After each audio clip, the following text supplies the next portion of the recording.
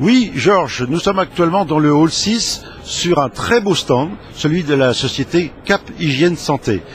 Ce stand, eh bien, il présente une innovation très importante dans le domaine des déchets d'activités de soins à risque infectieux. Et Dieu sait si c'est important.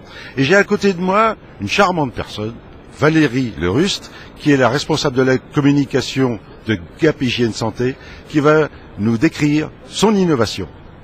Merci, bonjour. Donc, alors l'innovation, c'est l'écodasserie. C'est une borne tout spécialement dédiée aux collectivités qui souhaitent intégrer de façon paysagère une borne, un point d'apport volontaire pour récupérer les déchets de soins des particuliers en autotraitement en particulier, et qui a comme spécificité, vous voyez, son design très élégant, sa technicité et également le côté sécurisé qui est exemplaire. Alors cette borne fonctionne avec un lecteur de code barre. Ce code barre va déclencher l'ouverture de la borne et le particulier pourra déposer de façon sécurisée son déchet dans cette trappe.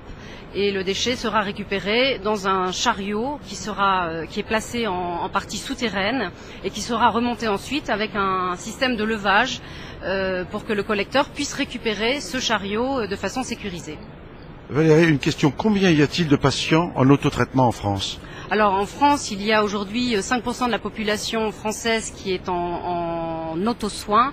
Donc ça représente évidemment, en fonction du nombre de collectivités, des ratios très importants. C'est la raison pour laquelle nous continuons à développer des points d'apport volontaires pour aider la récolte en fait de ces gisements de déchets de soins. Jusqu'à présent, lorsque ça se passe mal au niveau de la collecte, qu'est-ce qui se passe ? Ce qui se passe, ce sont des accidents sur les chaînes de tri, ce sont des accidents au moment du ramassage des ordures ménagères parce que les rippers trouvent des seringues, des aiguilles usagées dans les sacs d'ordures ménagères, et donc les accidents sont évidemment très conséquents et psychologiquement très risque d'être mortel.